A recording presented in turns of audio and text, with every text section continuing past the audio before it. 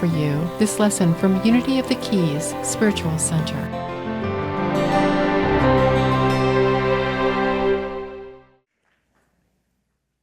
I don't know if I've ever received applause. Before. You know, is the power of zeal, has that been used before? Every once in a while it floats through? I don't think I've been here when it's... Every October. Oh, okay. So maybe I haven't been here in October. I was here last year for your Italian night. That was fun. But I love that, the power of zeal. I was once called overzealous. You know, we want to be careful we don't do that to people, do we? Because that kind of does that to people. And you never, really, I remember that, and it made me feel bad. And so, but I love that you lift up the word and kind of, you just kind of saved that word for me, so thank you. I like that. So I'm so glad to be here, and thanks for having me here.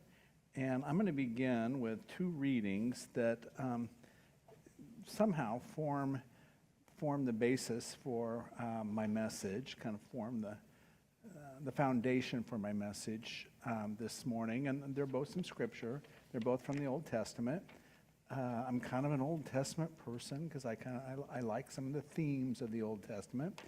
And if you're thinking, where is this going? I think both of these pieces, they're tied together because I think humanity has a common yearning that brings us together, and we have a common yearning for home.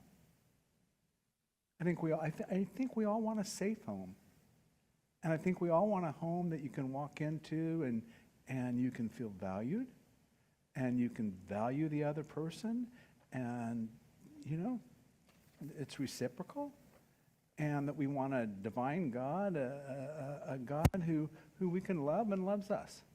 So I think that's what brings both of these together. One's from Ruth. It's very short, and this is actually Ruth has a mother-in-law, and her name is Naomi. And very early on in the story, Naomi is over in Moab, and she meets Ruth, and then they have to go back to Bethlehem. So it says this, so the two women went on until they came back to Bethlehem. When they arrived in Bethlehem, the whole town was stirred because of them. And the women exclaimed, "Can this be Naomi?" So Naomi says, "Don't call me Naomi," she told them. Naomi in Hebrew means pleasant. So most names in Hebrew have a meaning behind them. Naomi means pleasant. And so Naomi says to the women that are watching her, "Don't call me Naomi, call me Mara." You know what Mara means in Hebrew? Mara means bitter. So Naomi has changed from pleasant to bitter, and so she changes her name. Why call me Naomi? Call me Mara. Call me bitter. Okay? That gives you something to think about, doesn't it? Have you ever been bitter? Some of you haven't. I admire you. I admire you. Then from Deuteronomy 34, 1 through 4. Moses climbed Mount Nebo. You know, where Mount Nebo apparently is by the Jordan River, and apparently Mount Nebo looks from Jordan into what we know as the Promised Land. So Moses climbs Mount Nebo to the top of Pisgah across from Jericho. There the Lord showed Moses the whole land, the whole land. Then the God said to Moses, "This is the land I promised you on my oath to Abraham, Isaac, and Jacob, when I said, I will give it to your descendants. I have let you see it with your own eyes. But," there's a but here, it's a big one, "you don't get to cross over to it." All right? So, does anybody here remember the comedian George Carlin? Okay, I know somebody my age would. I was hoping. Do you know George Carlin? You do? Okay. You ever heard of George Carlin? Okay, good. So George Carlin kind of salted, I call it salted the planet with words. He was an actor, author, social critic. I read the other day where they called him the dean of counterculture comedy. So he was a comic. And growing up, I would sometimes listen to George Carlin. Remember albums, long plays on LPs, and George Carlin had LPs. And I would sometimes listen to, I had a couple of George Carlin albums, and I would listen to them. Or you'd find him on the radio every once in a while. But I'd always have to keep the volume low because I was afraid my mother would walk in. You know, I didn't know what she'd think when she'd hear his language. Politics, psychology, religion, those were kind of his specialty in comedy. Even baseball. Even baseball. He once touched on baseball's spiritual side. Did you know there's a spiritual side to baseball? And he touched on baseball's spiritual side. He compared baseball to the warlike nature of football. All right, this is what George Carlin said. He said, in football, the object is for the quarterback, who's sometimes called the field general. The object is for the quarterback to hit his receivers with deadly accuracy. Short bullets, long bombs, as he marches his troops into enemy territory. Well, you've all heard that. Now, in baseball, the object of baseball is to go home and be safe. You decide. Football, baseball, war, home. You decide. Carl Jung is was a psychologist. Maybe you've heard of Carl Jung. Carl Jung once said, life is a luminous pause. Life is a luminous pause between two great mysteries, which themselves are one. Life is a luminous pause between two great mysteries, which themselves are one. I think baseball captures both. The mystery of the pause. In baseball, you begin at home. Where do you end? You try to end at home. And in between is the game, or we're going to call it the pause today. Like life, you don't know what's going to happen. The baseball pause unfolds unknown. And you may not make it all the way safely home. But it's what everybody in baseball yearns for. To be safe at home. Whether it's baseball or our life, to be found safe at home. All right, one of my favorites, I have a slide that shows you this. One of my favorite things about 2025 is this. Absolutely, I adore showing you this picture. Actually, that's opening day in Kansas City this year. And it's one of my favorite things about 2025. For 20 games at Kauffman Stadium this year in Kansas City, David, my husband and I, we sat about 21 rows right behind home plate. All right, I know it's a little I guess that would be a little to the left. All right, but not much, not much. We were pretty much right behind home plate. Now, I've never sat behind home plate like that before. I may have way up above, but I've never sat that close to home plate like that. And when you sit that close to home, can't you see it there? When you sit that close to home, it gives you a different perspective of the pause, of the game. You watch things you've never really watched before. 360 feet separate that base from that base. 360 feet separate two bases, both with identical names. Both with identical names. A lot happens in those 360 feet. Life seasons in baseball, are called innings. You know, there are supposedly 9 innings. Some innings take place in slow, subtle ways. Some seasons of our life do that too. And then there are other innings that happen differently. And some innings get extended into the game. Did you see the recent 15-inning game a couple weeks ago between the Mariners and the Tigers? It took forever for that game to end. Did you see the game on Friday night between the Mariners and I'm skipping out on who they were playing, and but that game was won in the 8th inning on a grand slam. I was sitting next to a Mariners fan down at Pickles when that grand slam was hit. You don't think he was excited? I had to calm him down. Hey, take it easy, take it easy. And some innings, and some of the ways some innings unfold, you want to see it again on the Jumbotron. Ever mentioned that I think baseball is a metaphor for life? I just think it is. So the Royals didn't make it into the postseason, but David and I sure had fun. Here we are. We sure had fun trying to get there. There we are, just behind home plate. We had I'm not kidding you. When I think of all the things we've done in our 15 years together, and I don't know if he's watching, he's probably going, oh my God. But when I think of all the things we've done in our 15 years together, this was fabulous. We had so much fun going out to the ballpark and sitting there. So, you don't need to look at us anymore.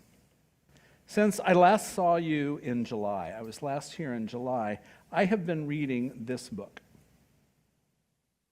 And it's called Falling Upward. Falling Upward. It's not about baseball, but it is. It is about baseball because this book is about home. This book is about our spiritual search for home. And it's also about the pause between the two homes that Carl Jung so aptly describes. Often, says the author of this book, we slide into home. Or we fall into home. Now, generally falling involves a downward movement, doesn't it? Generally, when you fall down. 2 weeks ago, in the first part of October, I participated, because I'm 70 now, I participated in one of those Medicare checkups where they come, anybody ever done that? Where they come into your home and they bring you, we're going to cuff you up and take your blood pressure, and you're thinking, oh my gosh, did I take my medication? Right there in the safety of my own home, I was asked a series of questions. And one of the questions I was asked was, have you fallen? Have you fallen? Now, truth be told, last March, I fell into my front door here in Key West. I slid into home, you might say. I slid into home, and it was dark. It was at night. It was dark. And I must say that they've put a light up by my door now. I don't know if they knew that I did that or what, but there's a much better light up there now. But I slid into home. I missed a step. You ever missed a step? I missed a step, and I ended up with a huge, I've never had a black eye before, but I ended up with a huge black eye. A huge black eye on a week where I had some, not just physical black eyes, but emotional black eyes. So that really felt like it was very appropriate. I didn't call and tell David immediately. I mean, how do you call someone and say, hey, guess what? I slid into home. No, I didn't do that. I'm just glad that I didn't end up on the Key West Gravity Chronicles. Right? I'm glad I didn't end up there. You know, falling can leave you embarrassed. And there I was with a black eye for everybody to see. Do you know who I felt like? I felt like Hester Prynne. Do you know who Hester Prynne is? From the Scarlet Letter? Who has to wear the letter around so that everybody can know what she did? I felt like Hester Prynne wearing my black eye, shamefully wearing my black eye. You know? I wonder in baseball how many people slide into the safety of home and make it there. And I wonder in baseball how many people try to slide into the safety of home and they don't get there. And they're called out. So Richard Rohr is a Franciscan priest. He's in his 80s, and he's the one who wrote Falling Upward. Richard Rohr wrote this book called Falling Upward. He wrote it more than 20 years ago. And I just happened to find it this summer. It took me that long to find this book. Rohr says in this book that we fall into the safety of home. That's what he says. We fall into the safety of home. Now, don't read the book looking for that quote. That's my take on it. Okay? Don't go through here. Oh, where does it say that? That's my take on what Richard Rohr is trying to say. Home? Home is that place wherever and whenever love of God, of the divine, love of neighbor, and self come together, where they're fully realized. So that means home can be where? In many places. You ever heard people say, my church home, my home, this home, that home? You know, I go dancing on Sunday nights. That feels like home. It's just that's home can be many, many, many different places. Don't let somebody tell you anything else. All humanity, says Richard Rohr, is wired with a built-in honing device. A built-in honing device that yearns for home. Wherever we can find home. And that's what the pause is all about. That's what the pause of life is all about. Finding home, yearning for home. Maybe life is a metaphor for baseball. Right now, I think, as I look around and as I read the news, and I think the whole world is in a giant pause. And I think the whole world, our whole world, is yearning for home. I really do. I think everybody is yearning for the kind of home where neighbor and self are equally valued.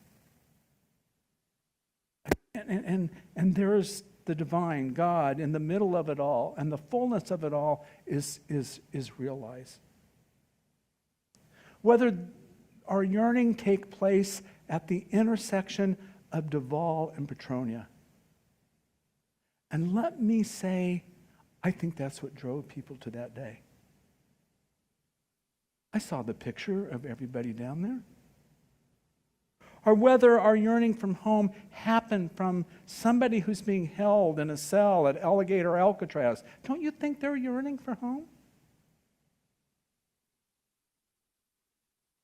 Or whether our life space where we yearn for home is because of our grief. Or whether it's because we're filled with loss and disappointment. I think all over the home, all over the world, people of the pause are living between bases. I think we're yearning for home. I think we are. Venezuelans, Cubans, Nicaraguans, you, me, different people, far different people. Far different people. We're made similar because we want home. Where we coexist together and love together. You know, much of the Bible is, actually, I think most of the Bible is about home. It's about people who go out and search for home, who yearn for home, where God and neighbor and self dwell together in peace. In the Bible, people yearn for that kind of home. They're looking for that kind of home. In the Old Testament book of Ruth, Ruth literally goes, Naomi literally goes from home, Bethlehem, to Moab, home, and back home to Bethlehem. That's quite a journey. So that tells you right there that Naomi is a risk taker. And if you're yearning for home, you have to take risks. It doesn't just happen. Naomi is a brave risk taker because she yearns for the fullness and safety of a home. But her yearning doesn't save her from failure. Her story begins with a famine. Then it's followed by the death of her husband and her 2 sons. And suddenly, when that happens to you, there's a giant-sized hole in her life. And that's when she changes her name from pleasant to bitter. Some innings of the pause can leave you bitter. They can leave you shaking your head when you slide into your home and you're called out. You know, I think there should be a warning device, a warning label attached to that built-in honing device that we have. And do you know what I think it should say? I think it should say, warning, yearning for home can leave you with a giant-sized hole. I think there should be a warning device. And then I think it should go on to say, do not attempt to fill it by yourself. That will get you in trouble. Well, if you can't fill it, who can? So then there's this story of Moses, and it's about home too, which means if it's about home, it's also about falling and deep holes. The Israelites yearn for a new home. And they have to do it in unfriendly confines that are appropriately called the wilderness. They're out there in the wilderness, yearning for home, where there's a lack of water and food, and it challenges their patience. And most everybody in the crowd complains, and they threaten to leave. And that's what a deep hole will do. It'll send people out the door. You ever been to a baseball game and watch people leave after the 7th inning? The hole's too deep. I've even left and turned the score back on. I got home. I go, they won? That's a horrible thing to do. God gives Moses and the Israelites a wired-in DNA, though, that keeps them yearning. And because their home that they're yearning for is called a land of milk and honey. And you think, what's a land of milk and honey? Where love of God, neighbor, and self come together. A land of milk and honey. So one day, near the end of the pause, Moses gets to climb a mountain, and God gives Moses a glimpse of the home he's been yearning for 40 years in the wilderness. And you know, it's as though God's saying, look over there, Moses, there it is, there it is. But Moses never gets to go into the home. What do you make of a journey like that ends in that way for Moses? Do you suppose Moses purchased tickets for the next season? Or is the hole too deep? So I've been reading Richard Rohr's book, I can only take 5 pages at a time. I'll admit it. It's not, I just can't. It's just, I can only take 5 pages at a time. So one day I read 5 pages, and the next day I go back, because I want to make sure I get it. I go back and I reread the same 5 pages. Here it is. All right, I reread the same 5 pages, and I take notes. And my notes say, we don't just slide into the safety of home. My notes say, we fall up into it. We fall up into it. That kind of falling, when you fall up into something, that takes help. That's the kind of thing we don't do on our own. That's because falling up into something requires grace in this search for home. And grace doesn't happen because of us. Grace happens because of others. We need help. So pleasant Naomi and bitter Mara, returned from home, and with her daughter-in-law Ruth. Ruth was a Moabite. She was a foreigner. You know what? Ruth should have been deported. She should have been deported and sent back. So with Naomi's sons both dead, and she's left with this foreigner, with Ruth. There was no hope for a next generation. Then all of a sudden in the story, there was a barley field. And there were characters named Boaz and Obed. And Boaz and Obed. And after Obed comes Jesse. And after Jesse comes David. And after David comes, well, the last I checked, is Jesus. Talk about a long slide into home. If that's where it ends, talk about, Naomi's slide is one for the record books. And she didn't do it by herself. That's how grace works. Somehow in our falling, others look at us and they pull us up. And they pull us up. Let someone pull you up. And then you, in turn, pull someone up.